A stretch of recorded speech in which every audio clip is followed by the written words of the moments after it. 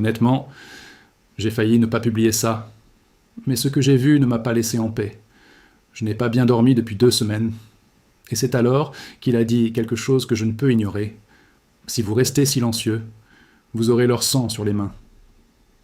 Après cela, il m'a montré quelque chose de précis, un interrupteur, et quand ce déclic se produit, il n'y aura pas d'avertissement, il n'y aura pas le temps, personne ne comprendra ce qui se passe.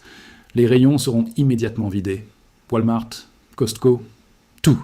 En quelques heures, il disparaît. Et quel est-ce le plus dangereux? Ce n'est pas un manque de nourriture.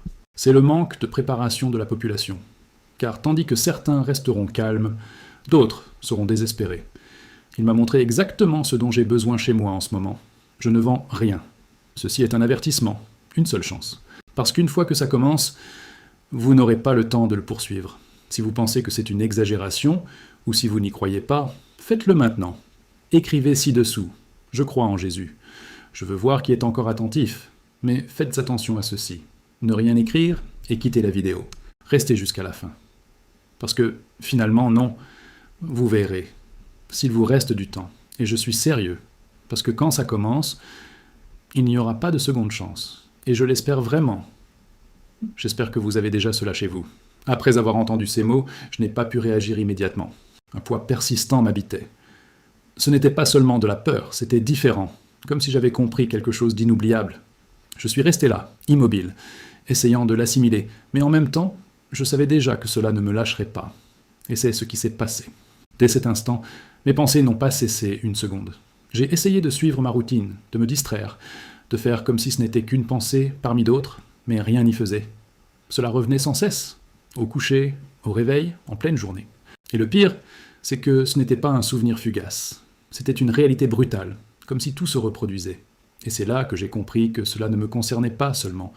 Il y avait une raison à ces visions. Quand il m'a parlé, ce n'était pas comme une conversation ordinaire. Je n'entendais pas avec mes oreilles, mais je comprenais tout clairement. C'était direct, sans détour. Et quand il a dit que si je restais silencieux, j'aurais du sang sur les mains, j'ai été glacé de l'intérieur. Je n'avais jamais ressenti un tel poids. Ce n'était pas une suggestion, ce n'était pas une opinion. C'était une responsabilité. À ce moment-là, j'ai compris que je ne pouvais pas simplement l'ignorer et continuer ma vie. Honnêtement, j'aurais voulu l'ignorer. J'aurais voulu faire comme si je n'avais rien vu. Mais je ne pouvais pas. Cela restait en moi, tenace. Et plus j'essayais de l'éviter, plus il devenait fort. Je savais qu'à un moment donné, je devrais ouvrir la bouche et parler. Et c'est alors qu'il me l'a montré. Un interrupteur, tout simplement. Rien de complexe, rien de difficile à comprendre, un interrupteur comme un autre. Mais ce qui suivit, ce n'était pas normal. Je me souviens de ce que j'ai ressenti en le regardant, sachant déjà que ce n'était pas une métaphore, ce n'était pas symbolique. C'était quelque chose de réel, comme si cela représentait un moment précis, un point où tout bascule. Et le plus étrange, c'est que cela ne semblait pas lointain. Cela ne semblait pas être quelque chose qui se produirait dans des années. Cela semblait proche, trop proche. Et c'est ce qui m'a le plus perturbé, parce qu'il n'y a eu aucun avertissement, aucune préparation, aucun temps pour réfléchir. La première chose que j'ai vue ensuite, ce sont les supermarchés. Tout fonctionnait normalement. Des gens qui déambulèrent dans les rayons, des chariots pleins, des clients qui choisissaient leurs produits, qui payaient par carte. J'ai vu des familles faire leurs courses comme d'habitude. Des enfants qui demandèrent des choses, des gens qui comparaient les prix, des files d'attente aux caisses. Rien d'inhabituel. Et c'est ce qui m'a le plus frappé, parce que c'était exactement comme aujourd'hui. Aucun signe de problème, pas de panique, pas de précipitation. C'était juste une journée comme les autres. Et c'est là que réside le danger. Parce que quand tout semble normal, personne ne se prépare à rien. Personne ne pense que tout pourrait basculer en un instant. Mais en même temps, en l'observant, je pouvais voir au-delà. Je ne saurais l'expliquer précisément, mais c'était comme si je voyais la structure sous-jacente. Et elle n'était pas aussi solide qu'elle en avait l'air. Elle était fragile. Elle dépendait du bon fonctionnement simultané de nombreux éléments. L'arrivée des camions, le fonctionnement des systèmes, les livraisons, le réapprovisionnement des stocks, tout était interconnecté. Et lorsqu'un élément s'arrête, le reste ne peut pas tenir. Et c'est exactement ce qui s'est passé. Il n'y a eu aucun signe avant-coureur, aucun changement progressif. Tout est arrivé d'un coup. Un instant, tout était normal. L'instant d'après, tout s'est arrêté. J'ai vu les camions à l'arrêt. J'ai vu les livraisons suspendues. Et, très vite, les rayons ont commencé à se vider. Rapidement. Très rapidement. Plus vite que quiconque ne pouvait réagir. Au début, les gens n'ont même pas compris. Ils pensaient simplement qu'il s'agissait d'un retard, que la situation allait se normaliser. Mais elle ne s'est pas normalisée. Puis, la réalité a commencé à se faire jour, mais il était trop tard, car quand tout le monde s'en rend compte en même temps, il ne reste plus rien pour personne. Et c'est là que j'ai compris quelque chose qui m'est resté. Le problème n'est pas seulement la pénurie. Le problème, c'est que personne n'est préparé à ce genre de situation. Au début, ce n'était pas le chaos que l'on imagine. Pas de cris, pas de précipitation, c'était plus calme. C'est ce qui m'a frappé. Les gens arrivaient au supermarché, prenaient leur chariot, parcouraient les rayons, et commençaient à se rendre compte que quelque chose clochait. Il manquait un article ici, un autre là. Les rayons étaient à moitié vides. Rien d'absurde pour l'instant. Juste étrange, et la plupart des gens restaient calmes. Ils pensaient à un problème de livraison, un retard, quelque chose de temporaire. Je voyais bien sur leur visage que personne n'était vraiment inquiet. C'était comme si tout le monde attendait une explication. Mais ensuite, le pire a commencé. Les gens partaient avec moins que prévu. Et ils revenaient le lendemain. Et le surlendemain. Et chaque jour, il y avait moins de choses. C'était progressif, mais rapide à la fois. En quelques jours, ce qui semblait n'être qu'un simple contretemps est devenu un véritable problème. L'atmosphère a changé. Ce n'était plus normal. Les gens se sont mis à déambuler plus vite dans les rayons. Ils attrapaient ce qu'il me restait, sans trop réfléchir, sans comparer les prix. Ils prenaient, tout simplement. Et c'est alors que quelque chose que je ne m'attendais pas à voir si tôt a commencé à apparaître. Le comportement des gens a changé. Les gens qui semblaient calmes ont commencé à se comporter différemment, plus renfermés, plus tendus. J'ai vu des gens cacher des produits au fond de leur chariot. J'ai vu des gens regarder autour d'eux avant de prendre quelque chose, comme s'ils craignaient qu'on le leur prenne. C'était une forme d'anxiété qui montait rapidement. Et le plus impressionnant, c'est que tout n'était pas encore parti. Il restait des choses dans les rayons. Mais on avait déjà l'impression d'une pénurie. Et quand ce sentiment s'installe, tout change. J'ai vu une scène qui restera gravée dans ma mémoire. Une femme est arrivée au rayon lait. Il n'en restait qu'une bouteille. Elle s'est approchée pour la prendre. Normalement, comme tout le monde, mais avant qu'elle ne puisse la toucher, un homme s'est interposé et la lui a arrachée des mains, sans dire un mot. Il l'a simplement prise et est parti. Et son regard, je ne l'oublierai jamais. Ce n'était pas seulement de la colère, c'était du désespoir. C'était comme si elle avait compris à cet instant que les règles avaient changé, que la politesse et le respect n'avaient plus leur place. Seule comptait la rapidité. Et c'est là que j'ai compris quelque chose de grave. Quand la nécessité frappe de plein fouet, les gens changent. Pas tous, certes, mais beaucoup. L'éducation disparaît, la sérénité disparaît, le respect disparaît. Et ce n'est pas par méchanceté, c'est parce que le corps se met en mode survie. Et quand cela arrive, l'esprit suit. J'ai vu des parents regarder leurs enfants, désemparés. J'ai vu des gens avec de l'argent en main, essayant de payer par carte, et pourtant incapables d'acheter quoi que ce soit, car ils n'avaient tout simplement plus rien à prendre. Et le plus dur à voir, ce n'était même pas le manque de nourriture, c'était ce sentiment d'impuissance. Des gens habitués à tout régler avec de l'argent, réalisant que ça ne résolvait plus rien. J'ai vu des gens plantés au milieu du marché, le regard rivé sur les rayons vides, sans réagir. Comme si leur cerveau était incapable de comprendre, parce que personne n'était préparé à ça. Personne n'avait appris à gérer une telle situation. Et quand ça arrive, c'est la paralysie. Et au milieu de tout ça, j'ai essayé de réagir. Je voulais aider, je voulais faire quelque chose, mais je n'y arrivais pas. J'étais comme impuissante, spectatrice. Et ça m'a brisé, parce que j'ai bien vu qu'à ce stade, il n'y a plus rien à faire. Tout ce qui aurait pu être fait aurait dû être fait plus tôt. Et c'est là que j'ai commencé à comprendre pourquoi j'étais témoin de tout ça. C'est à ce moment précis que tout a basculé pour moi.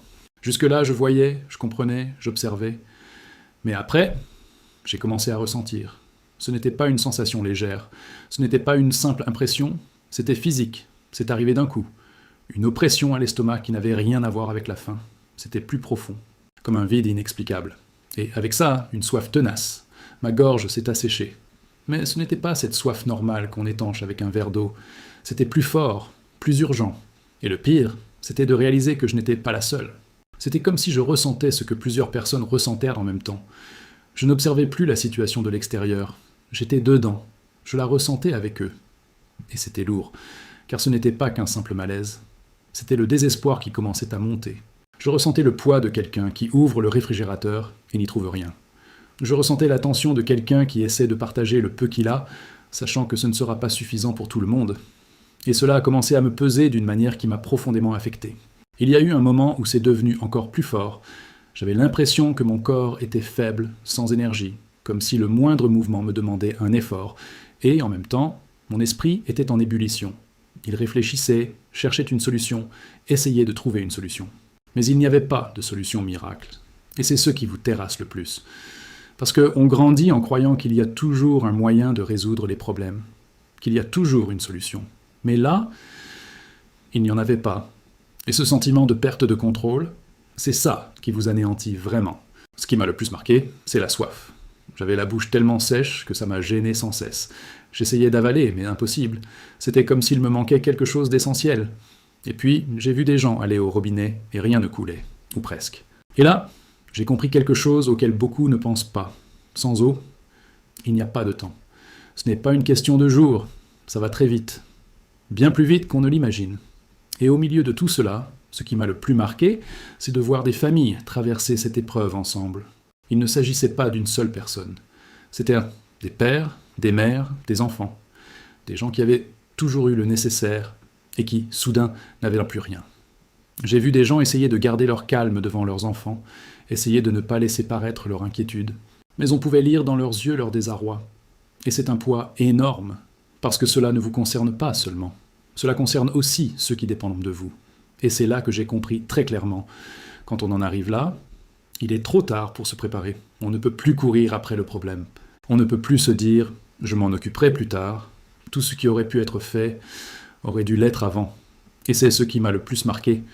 Ce n'était pas seulement ce que j'ai vu, c'était ce que j'ai ressenti, parce que ça ne semblait pas lointain, ça semblait réel, tout près. Ça pouvait arriver à tout moment. Après tout ça, je ne pouvais plus rester les bras croisés. C'était insupportable. Je voulais comprendre, j'avais besoin de comprendre. Et c'est là que j'ai posé la question. Je ne l'ai pas dit à voix haute, mais intérieurement, je me suis demandé « Pourquoi le Seigneur me montre-t-il cela ?»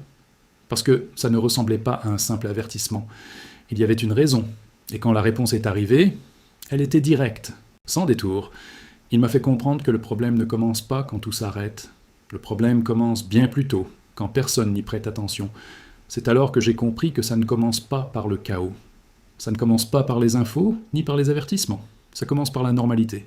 Ça, par le fonctionnement normal de tout, par les gens qui vivent comme d'habitude. Ils achètent, dépensent, font des projets, persuadés que demain sera comme aujourd'hui. Et c'est précisément là que personne ne se prépare, parce que personne ne pense que c'est nécessaire. Et quand le besoin se fait sentir, il est trop tard. Il m'a rappelé une histoire que beaucoup connaissent, mais que peu comprennent vraiment, celle de Joseph. Ce moment d'abondance, puis la pénurie. Mais l'important n'était pas seulement la pénurie, l'important, c'était ce qui avait été fait avant qu'elle ne survienne. Car pendant que tous les autres vivaient dans l'aisance, Joseph faisait des provisions. Pendant que les autres profitèrent de la vie, il se préparait. Et c'est ce qui a fait toute la différence au final. Et à ce moment-là, j'ai compris quelque chose de bouleversant. Le problème n'est pas seulement le manque de nourriture. Le problème, c'est que lorsque la pénurie s'installe, ce que l'on possédait ne résout plus le problème comme on l'imaginait. À quoi bon avoir de l'argent si l'on n'a rien à acheter ? À quoi bon disposer de ressources si le système ne fonctionne pas ? Et cela change tout, car la plupart des gens comptent précisément là-dessus. Ils comptent sur le fait qu'ils auront toujours accès à l'information, qu'ils seront toujours réapprovisionnés, qu'il y aura toujours une solution. Mais quand ça s'arrête pour tout le monde. Et c'est là que j'ai compris clairement pourquoi je voyais tout ça. Ce n'était pas pour me faire peur, mais pour me réveiller. C'était pour me montrer qu'il est encore temps, avant que ce moment n'arrive. Car quand il arrive, il n'est plus question de choix, ni de décision. C'est déjà en train de se produire. Et seuls ceux qui s'y sont préparés à l'avance s'en sortent mieux. Et la dernière chose qui m'a vraiment marqué à ce moment-là, c'est ceci. Se préparer n'est pas un manque de foi. Au contraire, c'est une responsabilité. C'est de la bienveillance. C'est protéger ses proches. Car lorsqu'on frappe à votre porte pour demander de l'aide, on ne peut aider que si l'on a quelque chose à offrir. Et cela a complètement changé ma vision des choses. Il ne s'agissait pas seulement de survivre, il s'agissait d'être prêt à l'avance. Après ça, il ne m'a pas fait un long discours. C'était simple, direct et clair, comme quelqu'un qui sait exactement ce qu'il fait. Il m'a emmené dans un marché, mais ce n'était plus comme avant. Les rayons étaient vides, l'éclairage était défectueux, des gens erraient, l'air perdu. Et là, au milieu de ce bazar, il a commencé à me montrer des choses précises. Ce n'étaient pas des produits au hasard, c'était des choses simples, basiques, que tout le monde peut acheter aujourd'hui, mais qui, à ce moment-là, étaient introuvables. La première chose qu'il m'a montré, Baudelaire, c'était du riz blanc. Et c'était très clair. Ce n'était pas n'importe quel riz, c'était du riz blanc. Parce qu'il se conserve. Bien conservé, il se garde longtemps, et en cas de besoin, il permet de se sustenter. Ce n'est pas un aliment raffiné, ce n'est pas un aliment cher, mais il remplit sa fonction. Et c'est quelque chose que j'ai compris immédiatement. Dans ce contexte, personne ne se soucie de la variété. On se soucie avant tout de ne pas avoir faim. Et le riz répond parfaitement à ce besoin. Après cela, il m'a montré des haricots, secs, simples, une source de protéines, peu coûteux, faciles à conserver, et de quoi nourrir une famille pendant longtemps. Et avec ça, des pâtes. Des choses qui durent longtemps, qui rassasient, qui donnent de l'énergie. Il ne s'agissait pas de luxe, il s'agissait de l'essentiel, de ce qui permet au corps de fonctionner quand tout le reste fait défaut. Et c'était quelque chose qui m'a profondément marqué. Ce sont les choses simples qui nous sauvent. Mais ensuite, il y a eu quelque chose que beaucoup ignorent, l'eau. Et quand il me l'a montré, c'était différent, car la sensation de soif que j'avais ressentie auparavant est revenue instantanément, plus forte, plus réelle.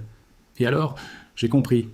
Sans eau, rien de tout cela n'a d'importance. On peut manger, mais sans eau, on n'ira pas loin. Et c'est là que j'ai compris l'essentiel. Filtrer l'eau, trouver des moyens de la stocker, tout moyen d'en garantir l'accès, car quand le système s'arrête, l'eau s'arrête aussi. Après cela, il m'a montré des choses qui paraissent insignifiantes, mais qui font toute la différence. Un ouvre-boîte manuel. Car sans électricité, conserver des aliments sous vide ne sert à rien. Quelque chose de simple, mais essentiel. Il m'a aussi montré comment cuisiner sans électricité. Quelque chose de basique. Quelque chose qui fonctionne sans électricité. Et cela m'a fait prendre conscience de notre dépendance aux choses qui nous semblent acquises, jusqu'au jour où elles disparaissent. Et enfin, il m'a montré quelque chose qui va bien au-delà de la nourriture et de l'eau. Il m'a montré des gens, des familles réunies, des voisins proches, des gens qui se connaissent, qui se font confiance, et cela m'a profondément marqué. Car personne ne traverse une telle épreuve seul. C'est impossible. Quiconque essaie de tout faire seul rencontrera beaucoup plus de difficultés. Mais celui qui est entouré d'autres personnes a de meilleures chances de s'en sortir. Et c'est là que j'ai compris. Ce n'était pas juste une liste de choses à faire, c'était un avertissement clair. Tout commence par les bases. C'est simple, mais ça commence maintenant. Parce que l'erreur que j'ai constatée dans toute cette situation était toujours la même. Tout le monde remettait à plus tard. Et quand il s'en rendait en compte, il était trop tard. Si vous avez entendu tout cela jusqu'à présent, alors vous avez déjà compris. Il ne s'agit pas de peur. Il s'agit d'être prêt à l'avance. Car lorsque tout semble trop normal, c'est précisément à ce moment-là que personne ne fera rien. Et c'est là que tout peut changer. J'ai déjà fait ma part. J'ai dit ce que j'ai vu. À présent, la décision ne m'appartient plus. C'est avec toi. Vous pouvez l'ignorer, ou vous pouvez commencer dès aujourd'hui. Vous n'avez pas besoin de tout faire en même temps. Commencez par les bases, une étape, puis un autre, mais ne remettez pas cela à plus tard, parce que l'erreur que je constatais était toujours la même. Tout le monde pensait qu'il était encore temps. Si ce message vous a interpellé, partagez-le avec un membre de votre famille, une personne qui vous est vraiment chère. Vous n'avez pas besoin d'envoyer tout le monde, uniquement pour ceux que vous souhaitez protéger. Et avant de partir, laissez votre message ci-dessous, « Jésus est mon pourvoyeur ». Ce n'est pas pour moi. Ceci est pour que vous vous en souveniez, à qui vous pouvez faire confiance quand tout le reste échoue. Il prend soin de lui-même, et ça commence aujourd'hui.